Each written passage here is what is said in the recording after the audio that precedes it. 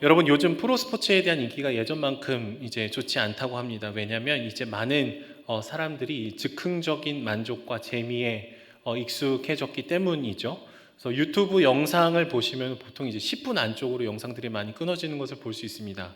이 10분 안에 기승전결이 다 담겨 있기 때문에 굉장히 짧고 자극적인 내용들이 더 많이 있습니다. 그래서 요새 그 젊은 사람들을 보면은요, 이 90분이나 되는 이 축구 경기를 처음부터 끝까지 보는 사람들이 그렇게 많지 않습니다. 뭐 국가대표 경기, 뭐 중요한 경기는 볼 수 있겠지만 대부분의 뭐 국내 뭐 K리그 경기들을 이제 90분 내내 보는 사람들은 거의 없는 것이죠. 야구는 또 어떻습니까? 1회부터 9회 말까지 꽤나 긴 기간 경기를 합니다. 근데 이 10분 단위의 영상이 익숙해져 있는 사람들은 1회 초부터 9회 말까지 영상을 볼 만한 그 마음의 여유가 없는 것이죠.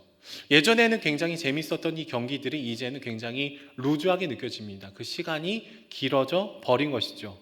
요즘에도 유튜브를 잘 보시면은 이게 쇼츠라고 해서 60초짜리 영상들이 이제 더 이렇게 대두가 되고 있습니다. 이제는 뭐 10분도 길다. 한 60초 안에 재미를 느껴줘야 되고 뭐 감동을 줘야 되는 이제 시대가 되어가는 것이죠. 그러다 보니까 더 자극적이고 더 즉흥적인 기쁨에 저희가 굉장히 익숙해져 버리게 되는 것이죠. 여러분 그러다 보면은 우리는 이 기다림에 굉장히 기다림을 잃어버리고 이 짧은 순간에도 무엇인가를 채워 넣으려고 노력을 하게 됩니다. 뭐 화장실을 갈 때에도 핸드폰을 가지고 가신다든지 아니면 잠깐 틈이 나도 SNS에 접속을 한다든지 우리의 그 짤막짤막한 그 시간의 이격 속에 무엇인가를 계속해서 꾸역꾸역 넣고 싶어하는 그런 강박이 우리 안에 생기게 되는 것이죠. 하지만 여러분 이처럼 즉흥적인 기쁨, 가벼운 기쁨들은 과연 우리 인생에 무엇을 가져다 줄 수 있습니까?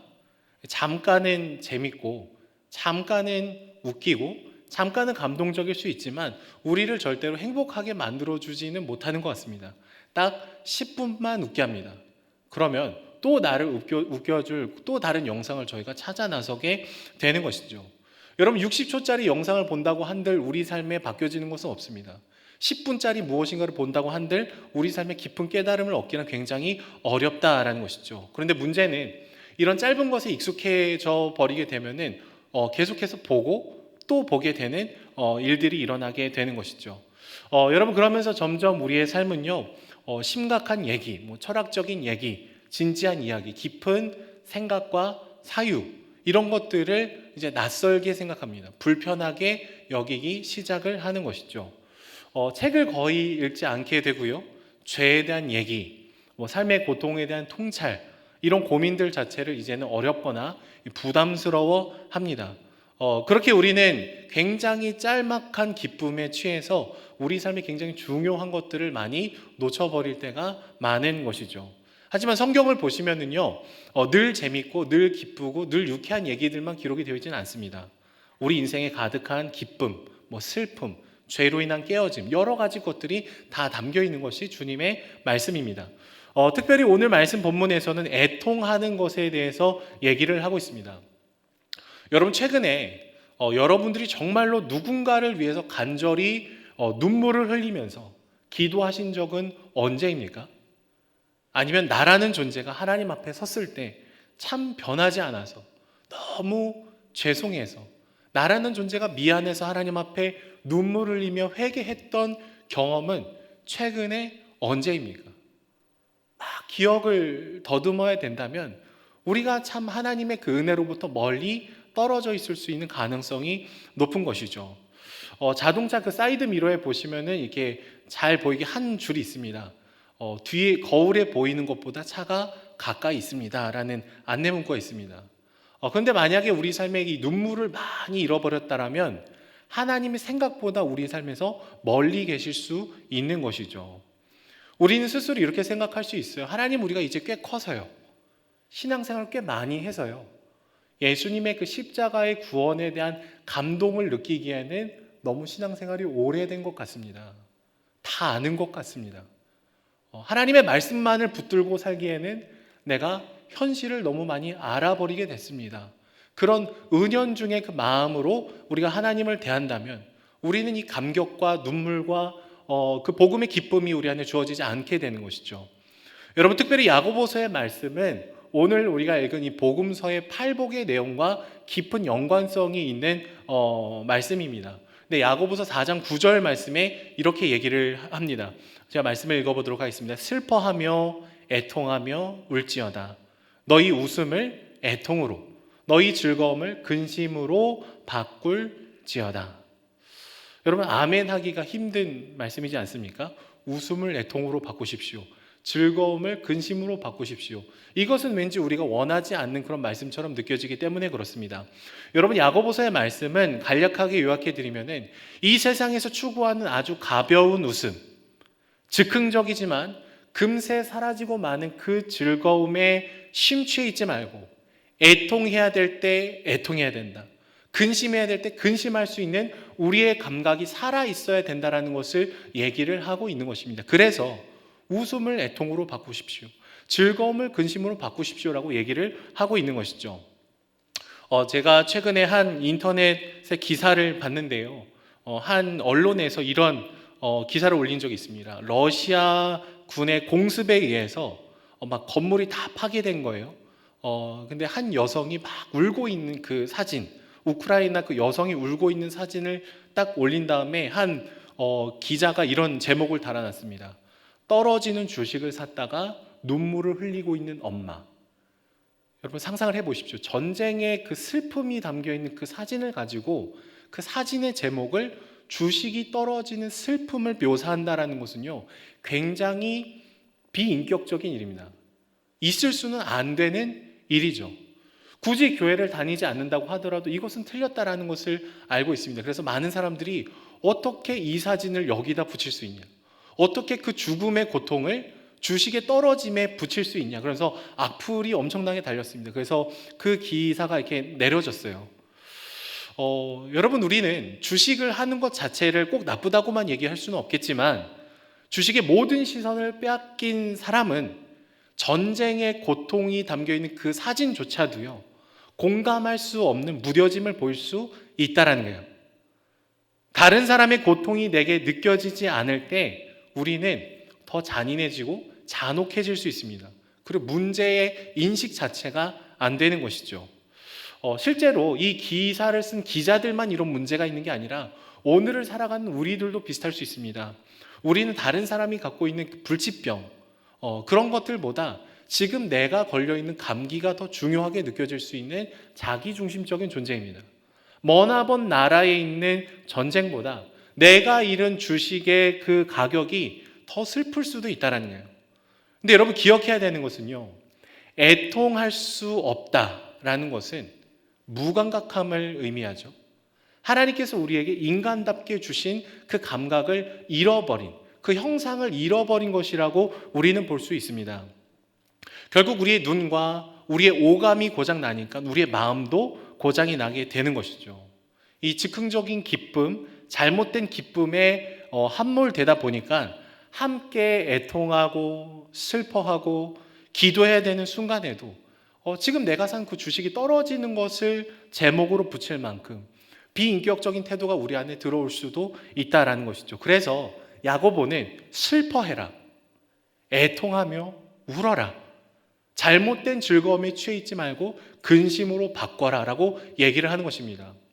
여러분, 그런데 오늘 말씀 본문에서는요, 팔복 중에 두 번째 복을 설명을 하고 있습니다. 마태복음 5장 4절에서 이렇게 얘기하죠. 애통하는 자는 복이 있나니 그들이 위로를 받을 것이며. 여러분, 애통하다라는 것은 굉장히 감정의 폭이 높고 농도가 짙은 단어의 의미를 가지고 있습니다. 굉장히 심각한 슬픔에 함께 아파하는 것이겠죠. 근데 이 단어는요, 개인의 슬픔에 공감하는 것뿐만 아니라 죄로 인해서 깨어진 이 세상에서 마주하게 되는 이런 아픔에 대해서도 슬퍼하는 것을 포함하는 단어입니다. 구약 성경을 헬라어로 번역한 이 70인경에서는 이사야서 61장에 이 슬퍼하다라는 단어와 오늘 본문에 애통하다라는 단어가 같은 단어로 쓰여 있습니다. 그러니까 이사야서 61장의 그 문맥은 뭐냐면은 사회 구조적인 깨어짐과 애통에 대해서 얘기를 하고 있는데 이것과 오늘 말씀의 본문이 연결이 된다는 거예요.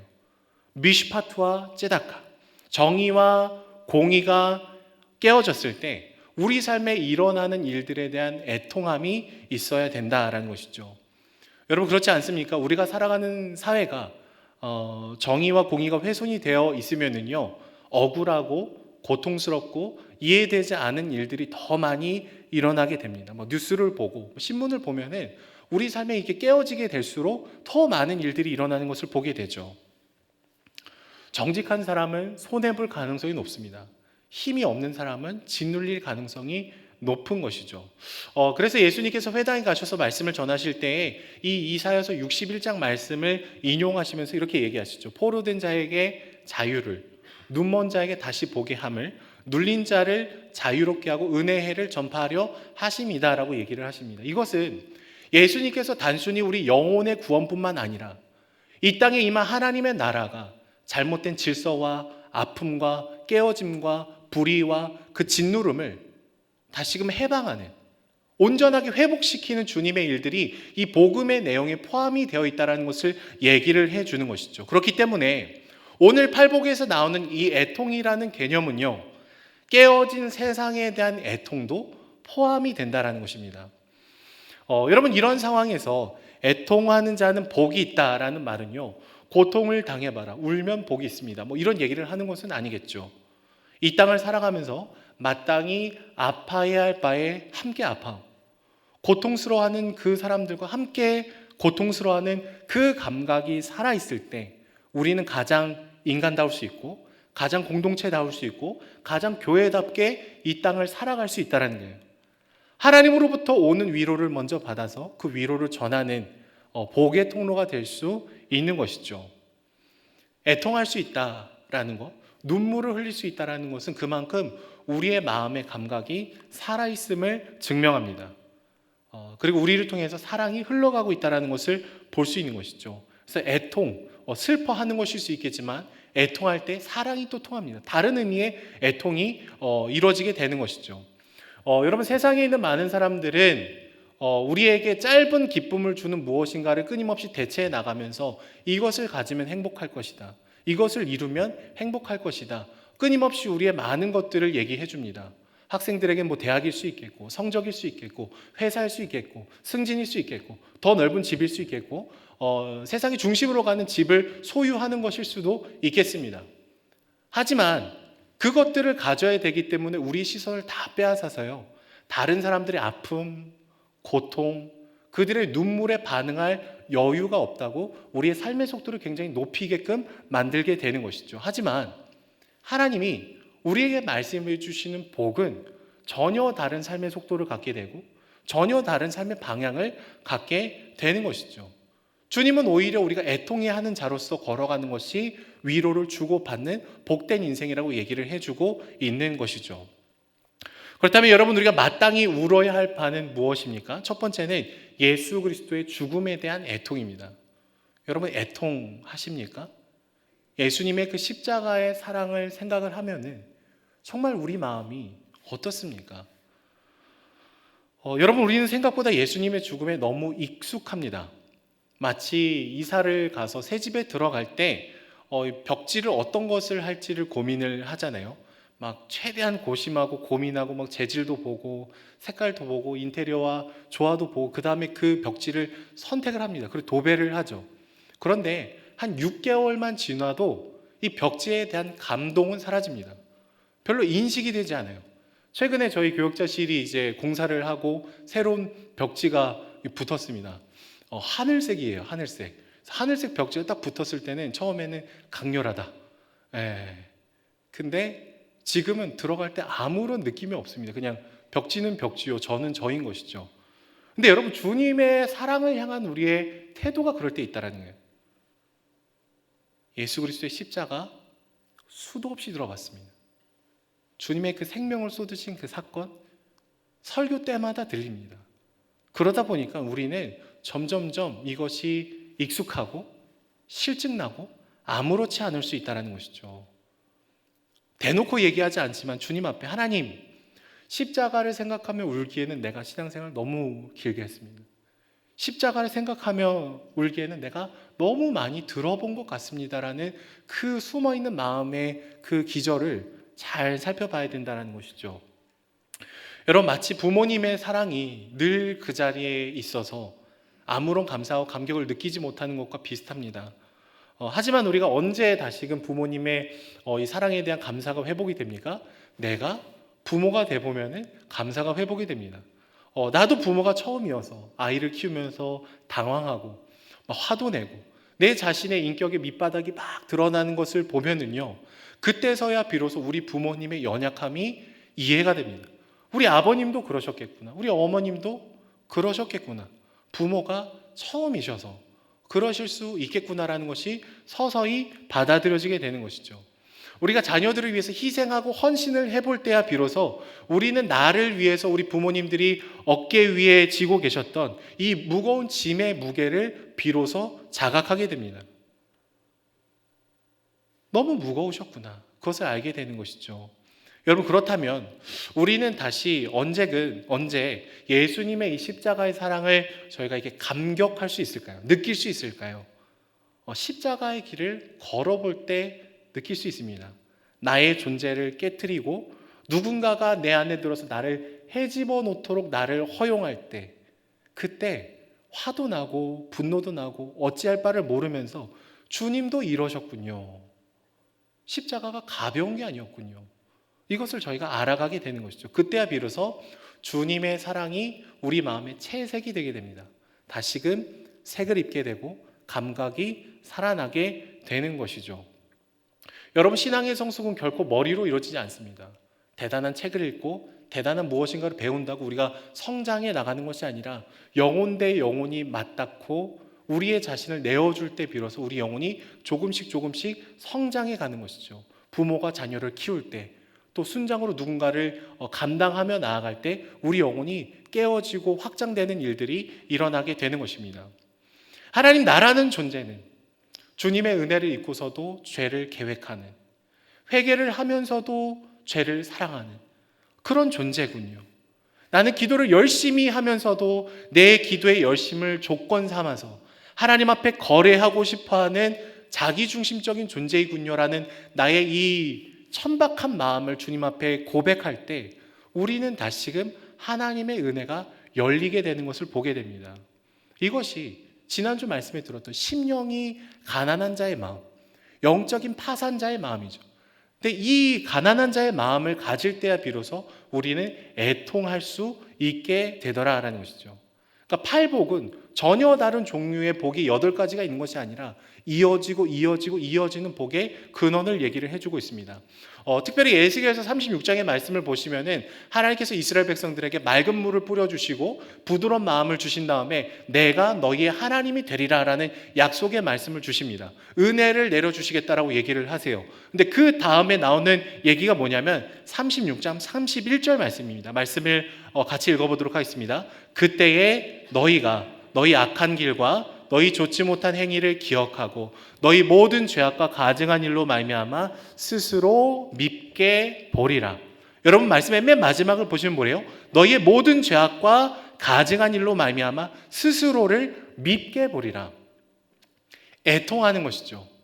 여러분, 하나님의 은혜는 낭만적이지만은 않습니다. 하나님의 은혜는 분명히 우리 안에 숨어있는 죄의 동기들, 하나님을 무시하고 하나님께 반역하고 내가 중심이 됐던 그 마음의 동기들을 조명해냅니다. 수면 위로 드러내는 것이죠. 그래서 여러분 기억해 보십시오. 하나님의 그 은혜의 감격을 할 때 우리는 주로 회개를 했습니다. 하나님, 내가 죄인입니다. 생각보다 더 큰 죄인입니다. 나는 주님의 은혜 없이는 살 수 없습니다. 나는 주님의 은혜를 받을 수 있는 자격과 조건이 없는 존재였군요. 그럴 때 비로소 우리의 감격이 회복되는 것이죠. 회개 없는 은혜는 없습니다. 은혜를 받을 때 회개하게 되는 것이죠. 예수 그리스도의 십자가에 대한 애통은 동시에 나의 비참함에 대한 애통과 동전의 양면과 같은 모습을 가지고 있는 것이죠. 그렇기 때문에 애통할 수 있어야 위로를 받습니다. 애통할 수 있어야 구원의 은혜가 은혜답게 우리에게 들어오게 되는 것이죠. 두 번째로 우리가 무엇에 애통해야 됩니까?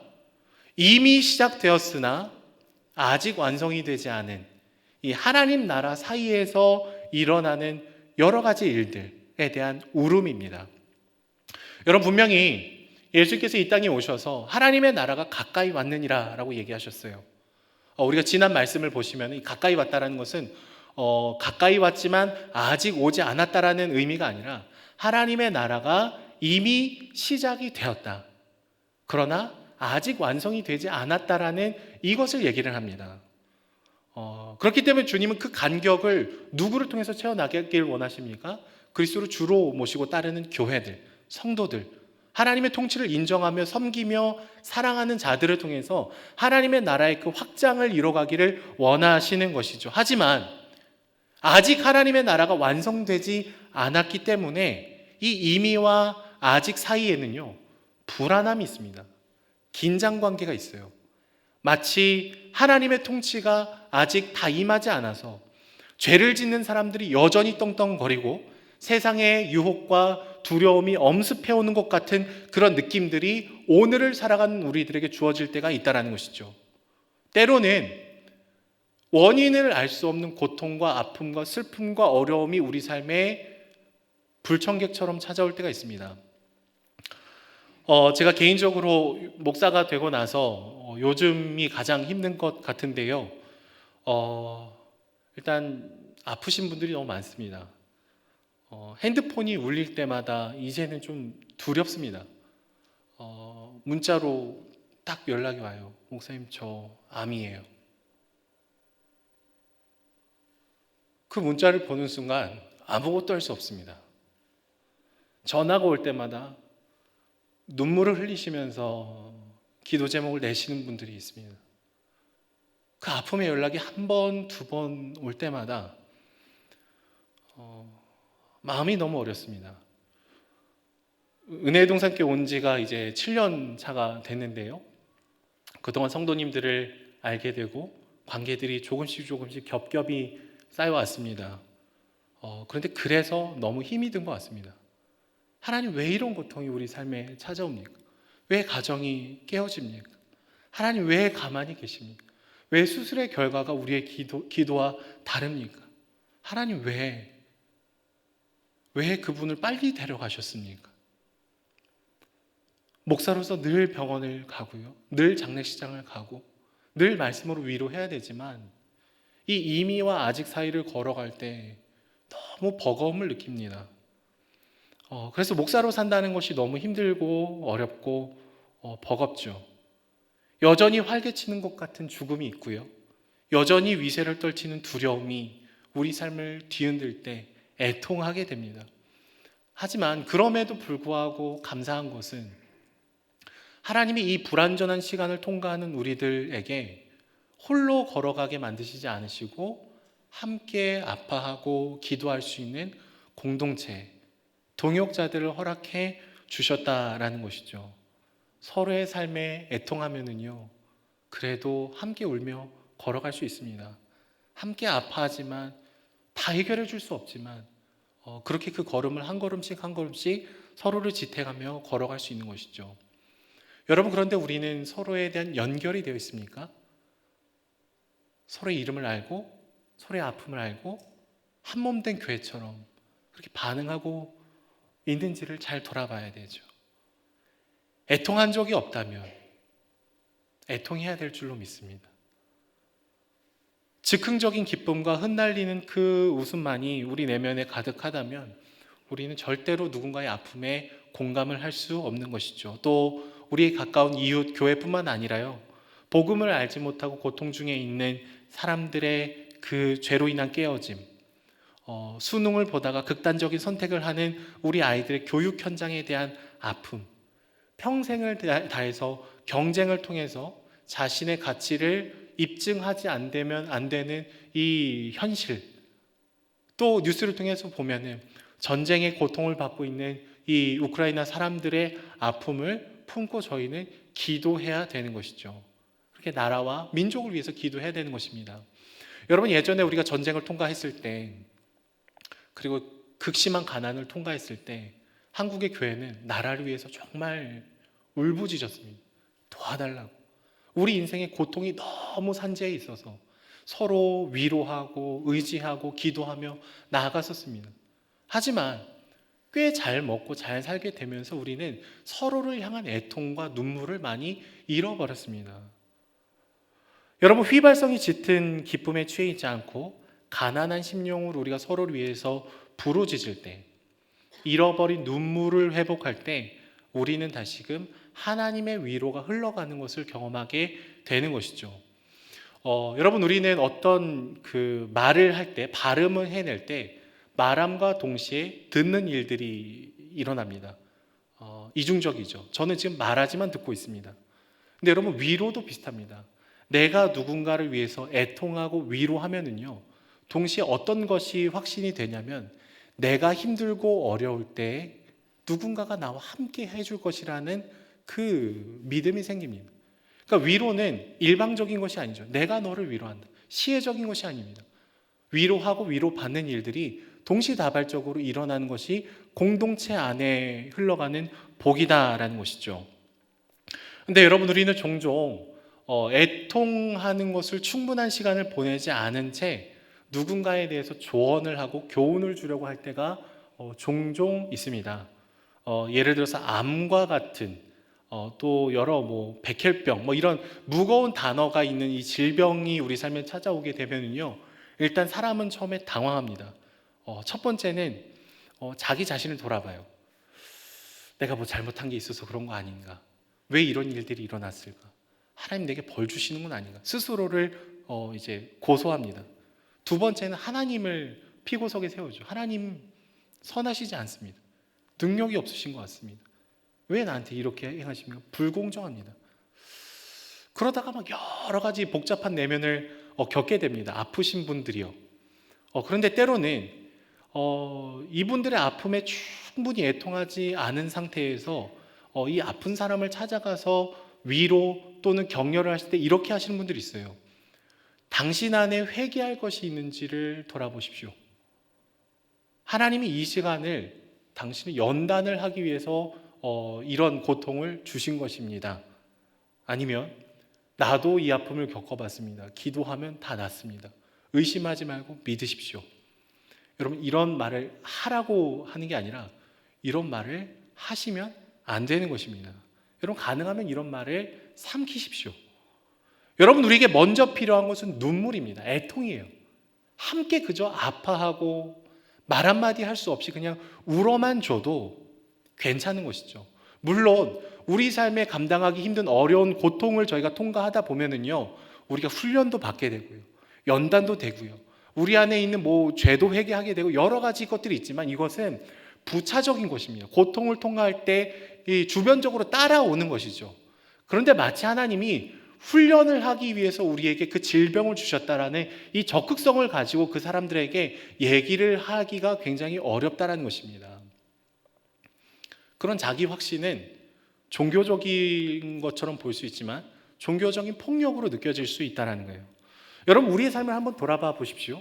우리의 삶은 늘 최선을 선택했지만 늘 후회가 한가득이지 않습니까? 나는 최악을 선택한 적이 없어요. 태어나서 지금까지. 근데 시간을 뒤로 보면 그때 그런 말 하지 말걸, 그런 선택하지 말걸, 후회뿐입니다. 그러니까 내가 나를 돌아봐도 자신이 없어요. 모든 것을 다 알 수 있는 자신이. 그런데 한 사람의 전 인생을 다 해결할 수 없는 그 고통이 찾아왔을 때 우리가 너무나 쉽게 함부로 얘기를 해서는 안 되는 것이죠. 그럴 때는 여러분 그냥 울어야 되는 것입니다. 그냥 기도하고 애통해야 되는 것이죠. 여러분, 나사로가 죽었을 때 예수님은 나사로의 죽음을 가볍게 여기지 않았습니다. 내가 금방 살릴 거니까 괜찮아, 이런 식의 위로를 하지 않으셨어요. 비통해하고 함께 우셨습니다. 여전히 사망의 권세가 떵떵거리고 있는 것에 대한 분노를 쏟아낸과 동시에 이 마르다와 마리아의 슬픔에 참여하신 것이죠. 그냥 함께 우셨습니다. 여러분, 사랑이 슬퍼하는 이 애통이 충분하지 않을 때 우리가 권면을 하지 않기를 원합니다. 사랑이 통하는 애통 없이는 우리가 위로를 할 수 없는 것이죠. 저 안에 사랑하는 여러분, 오늘 이 주일에 여러분 우리의 마음을 잘 돌아볼 수 있었으면 좋겠습니다. 여러분, 눈물 있습니까? 우리 삶에 정말 그 뜨거운 눈물이 흐르고 있습니까? 마른 지가 너무 오래됐다면 여러분 우리의 마음을 보시면서 슬퍼해야 될 줄로 믿습니다. 우리는 고백을 해야 되죠. 하나님, 내 마음에 고장났습니다. 내 눈이 다른 곳의 시선을 다 빼앗겼습니다. 내 귀가 다른 사람의 그 고통을 듣지 않았습니다. 하나님의 마음이 뛰는 곳에 내 마음이 뛰지 않았습니다. 주님, 나를 불쌍히 여겨주시고 공감할 수 있는 자로, 애통할 수 있는 자로, 위로를 해주면서 위로를 받는 자로 주님 나를 회복해 주십시오. 여러분, 그게 그리스도인의 복된 삶의 방식이죠. 애통할 때 사랑이 통합니다. 그 위로를 흘려보내는 저와 여러분들이 되기를 소망합니다.